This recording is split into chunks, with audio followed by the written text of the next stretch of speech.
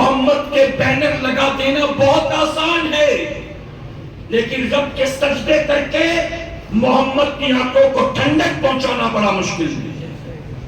یہ گلی میں لگنے والے بینر یہ رسول اللہ کی آنکھوں کی ٹھنڈک نہیں۔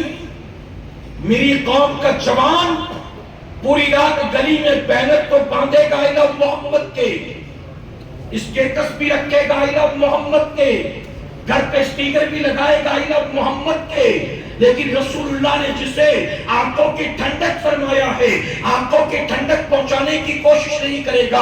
ارے یہ جھنڈے، یہ بینر، یہ سٹیٹس، یہ سٹیکر تیری آنکھوں کی ٹھنڈک ہوں گے۔ جس نماز فجر کو تو نے قضا کیا، ظہر اثر مغرب عشاء کو قضا کیا، وہ اللہ کے سجدے رسول اللہ کی آنکھوں کی ٹھنڈک۔ بینر لگانا بہت آسان، ان کی محبت کے سانچے میں اپنے آپ کو ڈھالنا بڑا مشکل ہے۔ اگر واقعی رسول اللہ سے پیار ہے، ان کی محبت کے سانچے میں اپنے آپ کو ڈھالے، کہیں انشاءاللہ۔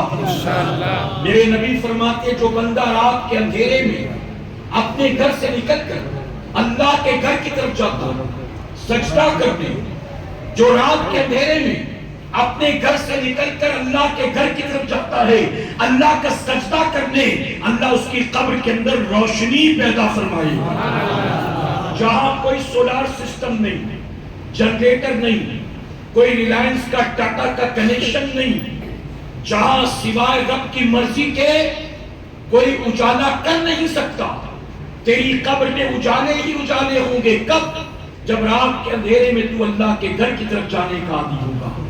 ابھی میں مائم میں بیان کر کے آ رہا ہوں، وہ بھی مخدوم مائمی کی چوکٹ کے قریب۔ میں نے وہاں یہ بات کہی کہ سنیو سنو، آج کے دور میں تو ہم نے سمجھا کہ ماوا زردہ گٹکا کھانے سے بندہ ولی بن جاتا ہے، قوالی سننے سے ولی بن جاتا ہے، ایک انگلی میں انگوٹھی پہنے تو مبلغ ہوگا، 10 میں پہنے تو بابا ہوگا، باپو ہوگا، پیر ہوگا۔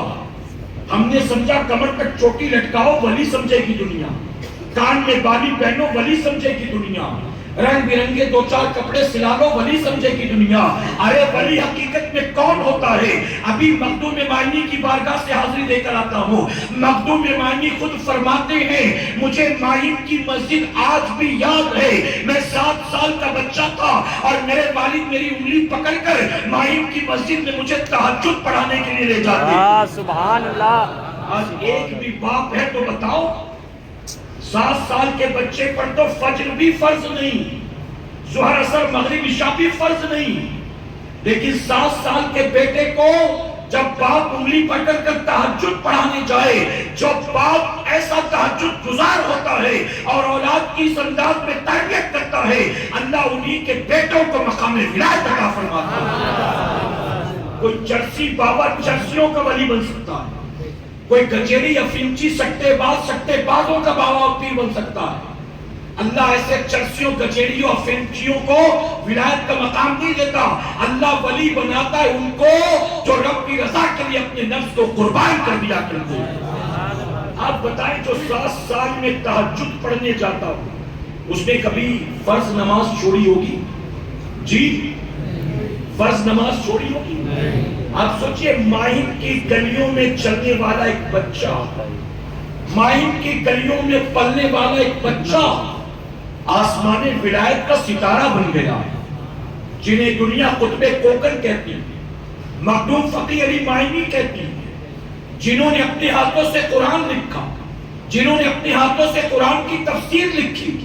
آپ سوچئے مائم کی گلی میں بیٹھ کر جس مخدوم مائمی نے قرآن کی تفسیر لکھا تھا، مخدوم مائمی خود بھی نہیں جانتے ہوں گے ایک وقت ایسا آئے گا میری لکھی ہوئی یہی تفسیر دنیا میں مسلمانوں کی اپنے دور کی جو سب سے بڑی یونیورسٹی ہوگی، اس یونیورسٹی جامع ازہر میں میری تفسیر پڑھائی جائے گی۔ یہ مقام کیسے ملا؟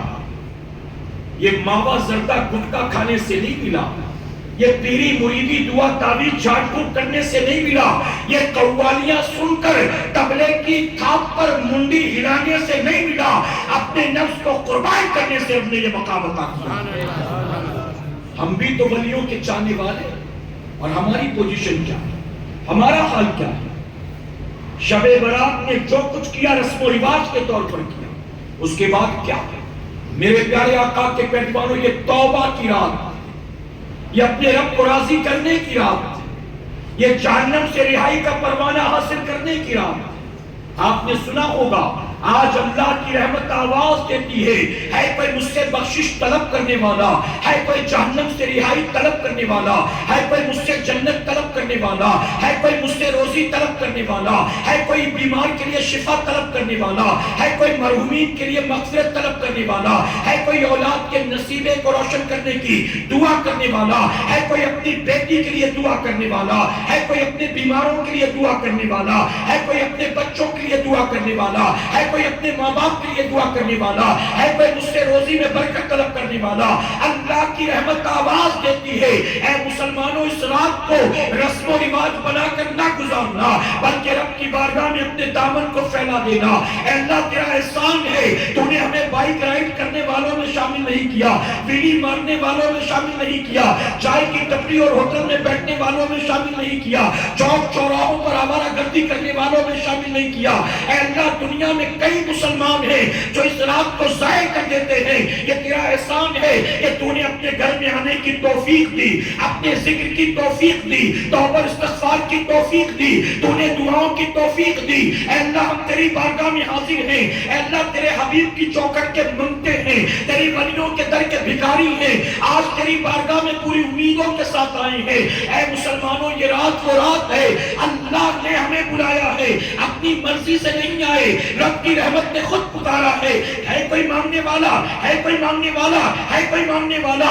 ابھی ہم اجتماعی توبہ استغفار کریں گے، ہم اجتماعی ذکر کریں گے، ہم اجتماعی دعا کریں گے۔ ایسے میں ہر کوئی گردن جھکا کر اپنے آنکھوں سے شرم و ندامت کے آنسو بہائے گا اور تصور کرے گا کہ میں نے کتنے بڑے بڑے گناہ کیے، آج کی رات سارے گناہوں سے پلٹتا ہوں، رب کی بارگاہ میں توبہ کرتا ہوں، اور پھر اس یقین کے ساتھ اپنے رب سے دعائیں مانگنا، میرے رب کے خزانے میں کوئی کمی نہیں ہے، میرے گناہ کے بعد بھی اس نے کتنا دیا ہے، نافرمانی کے بعد بھی کتنا دیا ہے، اللہ نے بن مانگے کتنا دیا ہے، جب اس کریم نے بن مانگے مجھ گناہگار کو اتنا سب کچھ دے دیا۔ آج کی رات میں جو مانگوں گا میرا کریم مجھے ضرور عطا کرے گا۔ اے سرکار مدینہ کے پیروانوں، اس رات کو زندگی میں انقلاب پیدا کرنے والی رات بنا لے، اپنی سوچ اور فکر کو بدلنے والی رات بنا لے، اپنی لائف سٹائل کو تبدیل کرنے والی رات بنا لے۔ آج جانے سے پہلے یہ فیصلہ کر کے اٹھے، اب تک زندگی گزری تھی طبیعت کے مطابق، اب جیئیں گے بھی تو شریعت کے مطابق اور مریں گے بھی تو شریعت کے مطابق۔